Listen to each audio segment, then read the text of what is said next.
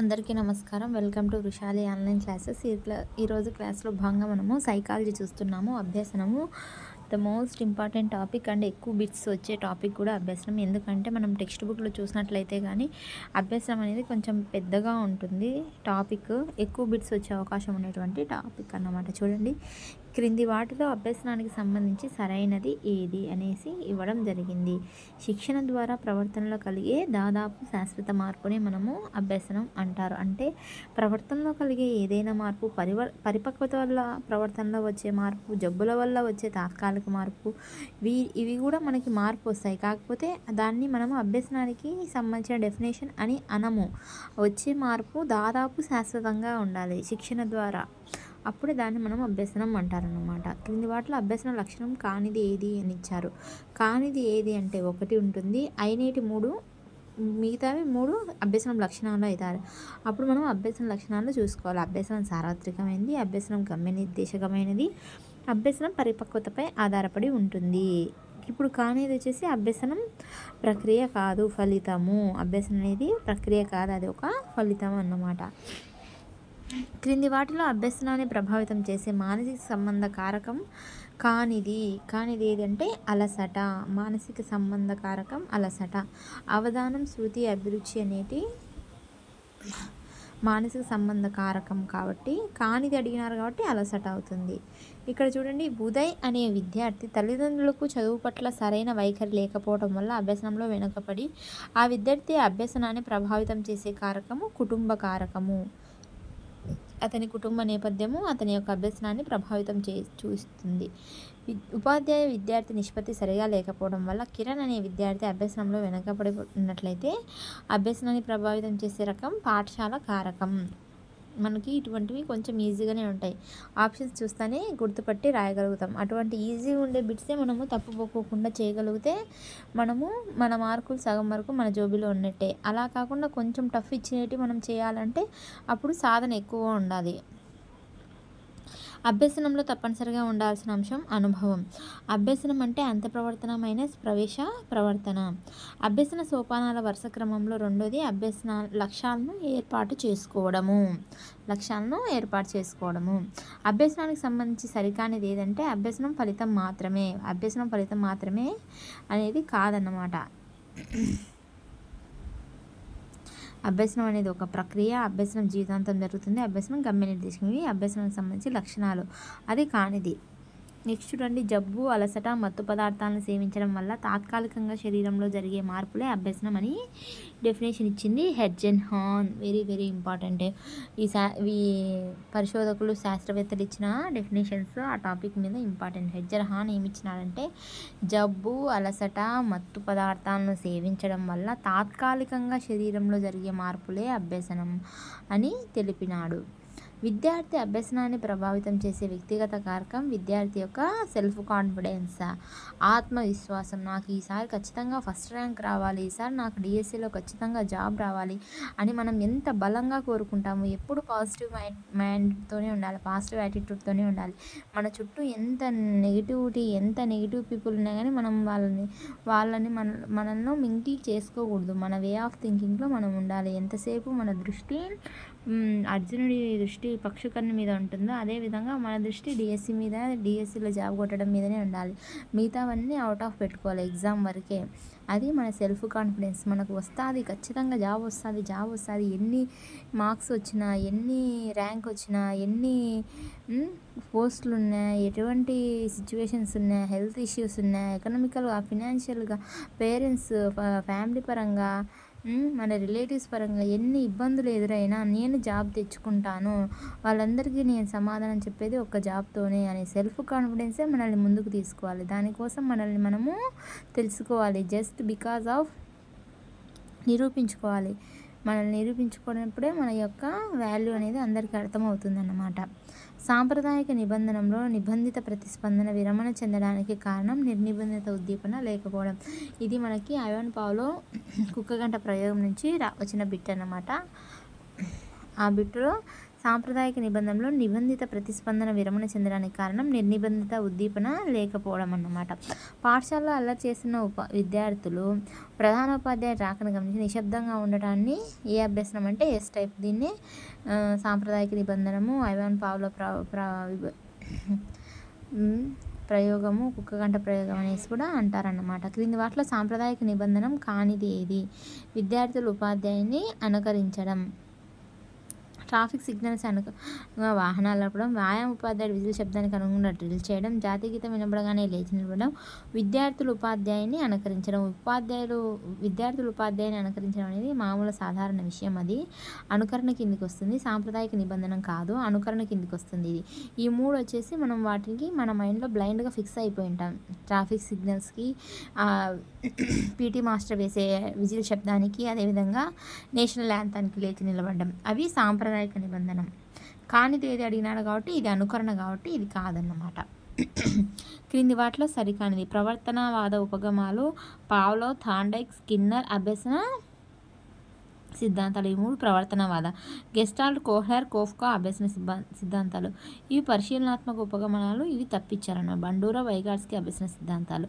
నిర్మాణాత్మక ఉపగమాలు, పియాజే సంజ్ఞానాత్మక అభ్యసన సిద్ధాంతాలు. పరిశీలనాత్మక ఒకటి రాంగ్ ఇచ్చారన్నమాట.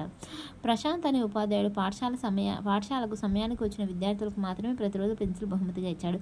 కొన్ని రోజులకు విద్యార్థులను సమయానికి పాఠశాలకు హాజరు కావడం ఇవాన్ పావ్లో అనే ఏ నియమాన్ని సూచిస్తుందంటే రీఎన్ఫోర్స్మెంట్, పునర్బలనం. వారు ఏదైనా కానీ సాధించినప్పుడు వారికి తగినటువంటి గిఫ్ట్ ఇవ్వడం కానీ, వారిని అభినందించడం కానీ, పొగడ్త కానీ, బహుమతి కానీ ద్వారా వాళ్ళని ఎంకరేజ్ చేయడాన్ని మనం పునర్బలనం అంటారు. అది పాజిటివ్గా ఉండొచ్చు, నెగిటివ్గా కూడా ఉండొచ్చు అన్నమాట. క్రింది వాటిలో కార్యక్రమయుత అభ్యసనానికి చెందనిది అంటే కానిది. చూడండి, భాగస్వామ్య బోధన, వైయక్తిక బోధన, అదేవిధంగా స్వీయ అభ్యసనం, స్వీయ బోధన, స్వీయ పునర్బలనం. ఇక్కడ మనం చూసినట్లయితే స్వీయ అంటే ఒకరే, వైయక్తిక అంటే ఒకరే, స్వీయ ఒకరే. భాగస్వామ్య అంటే ఇద్దరు లేదా అట్లా ఉంటారు కాబట్టి అది డిఫరెంట్గా ఉంది కాబట్టి భాగస్వామ్య బోధన అన్నమాట. చిన్నపిల్లల్లో ఉండే వేళ్ళను చీకడము, పక్క తడపడం వంటి అలవాట్లను తొలగించడానికి తోడ్పడే ఇవాన్ పావ్లో నియమం ఏదంటే విరమణము ఇంపార్టెంట్. పిల్లలు బెడ్ వెయిటింగ్ చేస్తూ ఉంటారు, అప్పుడు వాళ్ళకి మనము సాంప్రదాయ నిబంధన ఉపయోగించి వాళ్ళలో ఒక ఉద్దీపన ఏర్పాటు చేయాలి. ఉద్దీపన ఏర్పాటు చేసినప్పుడు వాళ్ళు దాన్ని విరమణం చెందుతారు. అప్పుడే ఇవాన్ పావ్లో నియమం అంటారన్నమాట. ప్రతిరోజు నల్లబల్లపై తేదీని రాసే భార్గవి 7/9/2018కి బదులుగా 7/8/2018 అని రాస్తే అది ఆయత్న సిద్ధ స్వాస్థ్యము. ఇది ఎలాగంటే మనము ఒకసారి చదువుకొని పోయిన స్కూల్లో కానీ కాలేజీలో కానీ మళ్ళీ పోయినప్పుడు మనకు తెలియకోకుండానే ప్రేయర్ జరిగేటప్పుడు చేయి పెట్టడము, లేదా మన బెంచి మన డెస్క్ అనేసి పోయి కూర్చోవడము, ఆ విధంగా మనకు తెలియకోకుండానే మనము ఇంతకుముందు చేసిన దాన్ని చేయడాన్ని మనము ఆయత్న సిద్ధ స్వాస్థ్యం అంటారన్నమాట. పోలీస్ పట్ల భయాన్ని ఏర్పరచుకున్న బాబ్జీ పోలీస్ స్టేషన్ చూసి కూడా భయాన్ని ఏర్పరచుకోవడమే ఇవాన్ పావ్లో ఏ నియమం అంటే ఉన్నత క్రమ సిద్ధాంతం అంటే డెవలప్మెంట్ అన్నమాట. ఫర్ ఎగ్జాంపుల్, కుక్క బెడ్ ముక్కను చూస్తానే లాలాజలాన్ని స్రవించినప్పుడు దానికంటే ముందు గంటను కొట్టడం, దానికంటే ముందు ఒక దీపం వెలిగించడం, అట్లా ఆ విధంగా ఎక్స్టెండ్ చేసుకుంటూ పోతే దాన్ని ఉన్నత క్రమ నిబంధనం అంటారన్నమాట. అదేవిధంగా ఫస్ట్ పోలీసులు అంటే భయం ఉంటుంది, కానీ పోలీస్ స్టేషన్ను చూసినా ఇంకా పోలీస్ స్టేషన్లో పోలీసులు ఉంటారు కదా అని పోలీస్ స్టేషన్ చూసినా భయపడితే దాన్ని ఉన్నత క్రమ నిబంధనం అంటారన్నమాట. సైకాలజీని మన నిజ జీవితానికి అనువాదించుకుంటే దాన్ని మించిన ఈజీ సబ్జెక్ట్ ఉండదు. కాకపోతే దాన్ని మనము డైలీ మైండ్లో రివిజన్ చేస్తూ ఉండాలి. అలా కాకుండా 2 మంత్స్కి ఒకసారి 3 మంత్స్కి ఒకసారి గ్యాప్ ఇచ్చినామంటే అది మన మైండ్లోంచి వెళ్ళిపోతుంది. ఎంత మనం ఎక్స్పర్ట్ అయినా కానీ ఖచ్చితంగా డైలీ రివిజన్ చేస్తూ ఉండాలి ఎగ్జామ్ వరకు. తర్వాత మన ఇష్టం, కానీ ఎగ్జామ్ వరకు మాత్రం డైలీ 1 అవర్ ఖచ్చితంగా చదవాలి. అంతా అయిపోయిన తర్వాత, అయిపోకముందైతే 2 గంటలు చదివినా తప్పులేదు. ఈ మెథడ్ అని, అదేవిధంగా సైకాలజీ అని, ఎందుకంటే అవి కొంచెం రా సబ్జెక్ట్స్ కాబట్టి వాటి మీద బాగా ఫోకస్ చేయాలి. Telugu, English, EVS, maths practice అంటే మనకి చేయాలి. మ్యాథ్స్ ప్రాక్టీస్ 1 గంట చేస్తే సరిపోతుంది. అదేవిధంగా తెలుగు, ఇంగ్లీష్, మ్యాథ్స్, ఈవీఎస్ అయితే మనకి ఈజీగా చదివితేనే గుర్తుండిపోతాయి. అవి ఒకసారి చదవకపోయినా కానీ, ఒక వారం గ్యాప్ ఇచ్చినా కానీ, మళ్ళీ చదివినా కానీ మన మైండ్ వాటిని రిసీవ్ చేసుకోగలుగుతుంది. కానీ సైకాలజీ, మెథడాలజీ ఆ విధంగా ఉండదు కాబట్టి ఖచ్చితంగా వాటిని రోజు షెడ్యూల్లో 1 గంట టైం కేటాయించుకోవాలి. నిబంధన ప్రతిస్పందన దాదాపు శాశ్వతమైంది అనడాన్ని సమర్థించే పావ్లో నియమం ఆయత్న శుద్ధ స్వాస్థ్యము. ఇందాక మనం డిస్కస్ చేసినట్లు ఎప్పుడైనా కానీ మనకి తెలియకోకుండానే మనం ఇంతకుముందు చేసే విధంగా చేయడాన్ని ఆయత్న సిద్ధ స్వాస్థ్యం అంటారన్నమాట. శాస్త్రీయ నిబంధనకి సంబంధించి సరికానిది ఈ ప్రయోగంలో జీవి క్రియాత్మకం, ఇది సరికానిదన్నమాట.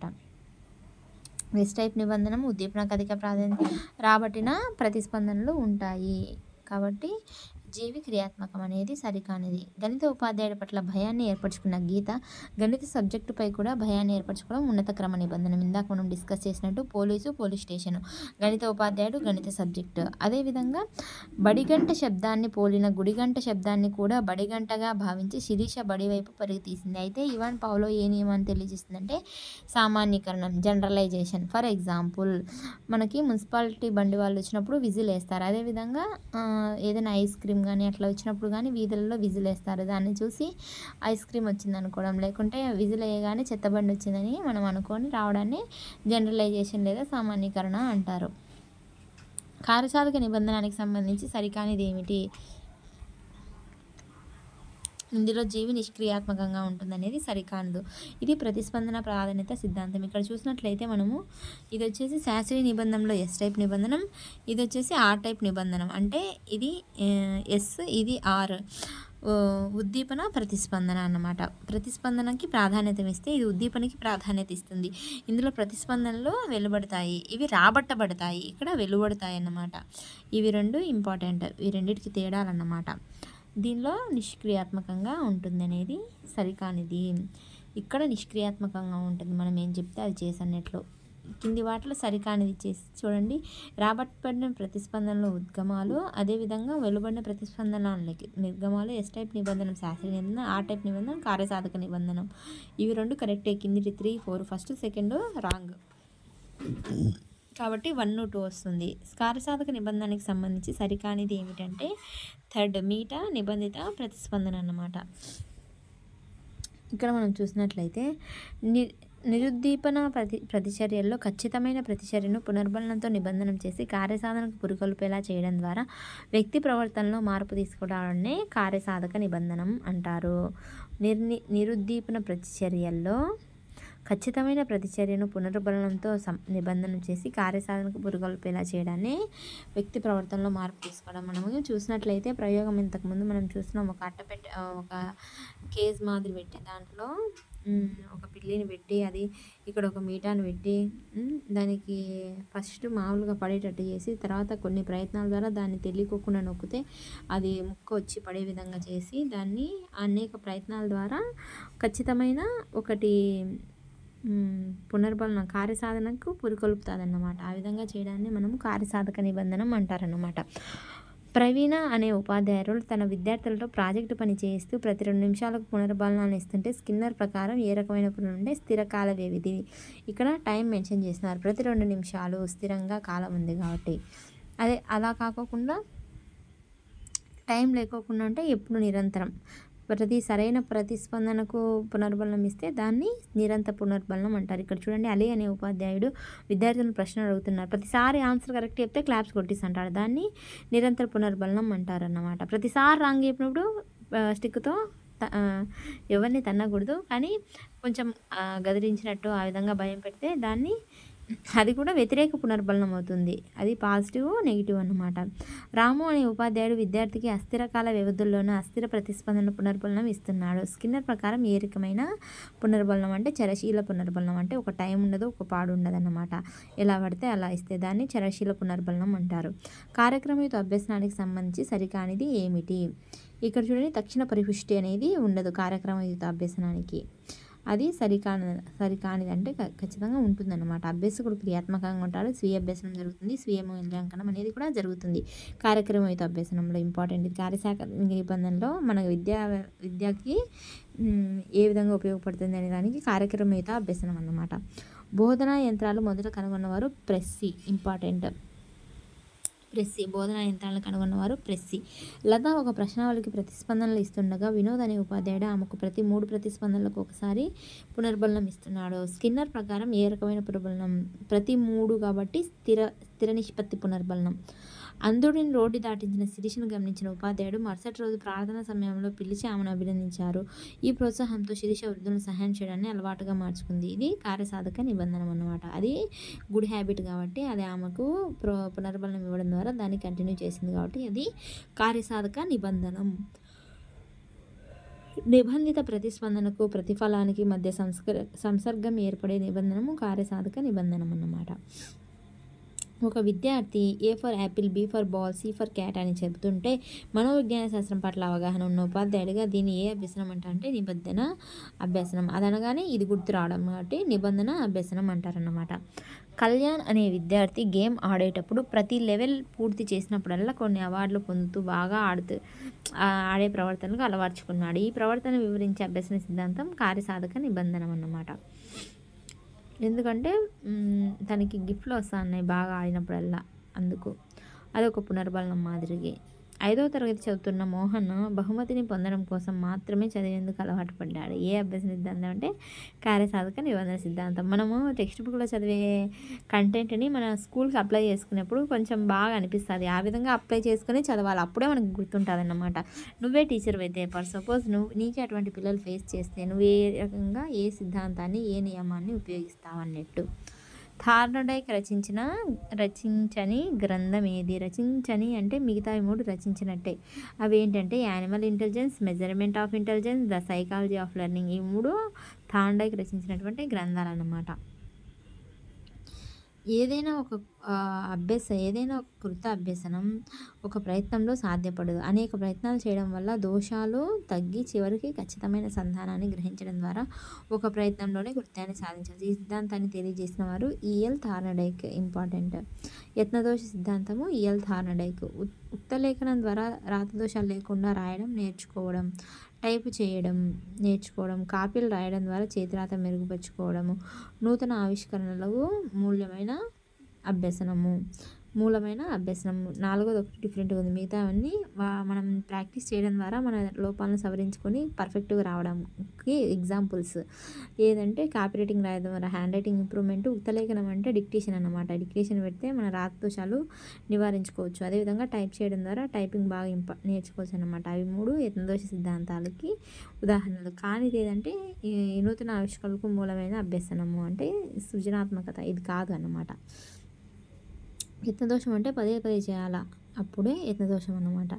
రమేష్ అనే తెలుగు ఉపాధ్యాయుడు 4వ తరగతి విద్యార్థులకు ఛందస్సు బోధించాలనుకున్నాడు.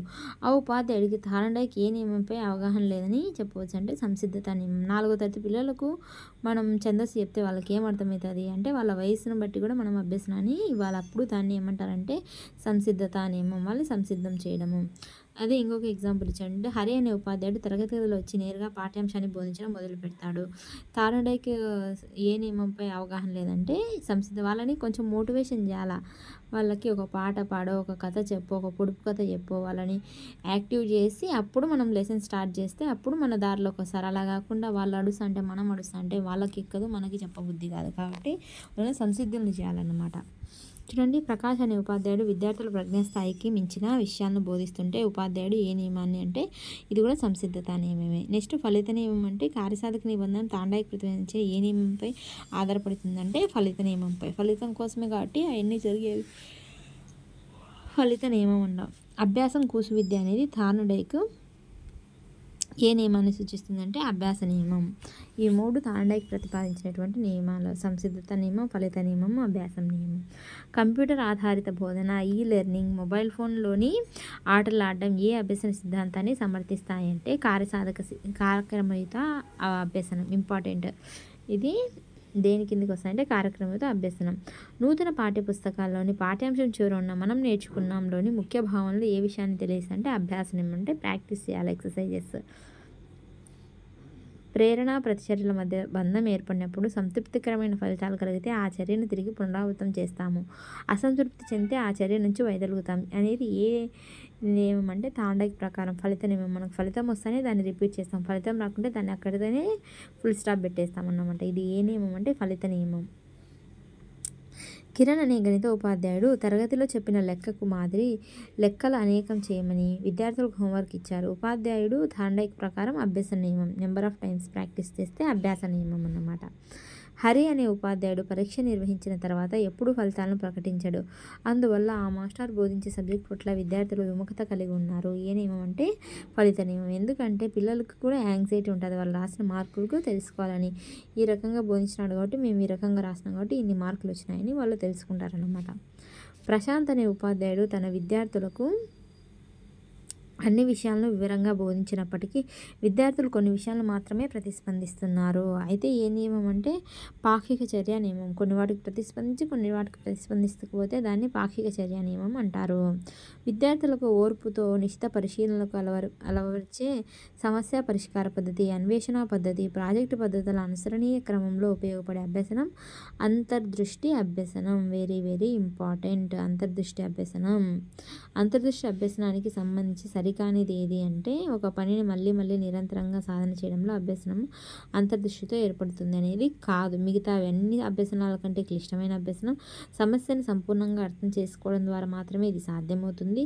టెనరిఫ్ దీవుల్లో ఈ అభ్యసనానికి సంబంధించిన ప్రయోగాలు జరిగాయి. ఇవి 3 అంతర్దృష్టి అభ్యసనానికి ఉదాహరణలు అన్నమాట, సంబంధించిందన్నమాట. గెస్టాల్ట్ వాద పితామహుడు వర్ధిమర్, కోఫ్కా, కోహ్లీ వీళ్ళందరూ ఉన్నారు కానీ వర్ధిమర్ మాత్రం ఇంపార్టెంట్ అన్నమాట.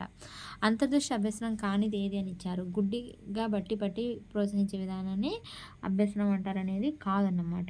మేధస్సుకు పనిచెప్పేది, క్లిష్టమైన సమస్య సాధనకు ఉపయోగపడే అభ్యసనం, ప్రత్యక్ష వ్యవస్థీకరణ అనేది జరుగుతుందన్నమాట. అది అంతర్దృష్టి అభ్యసనం. ఇవి అభ్యసనం చెప్పినట్టే మనకి చాలా లాంగ్ టాపిక్ కాబట్టి ఈ నెక్స్ట్ వీడియోలో మిగతాయి చూద్దాము. Thanks for watching my videos. This is Harita SGT. Do subscribe Rushale online classes and share to your friends who are preparing for DSC. Thank you for your support.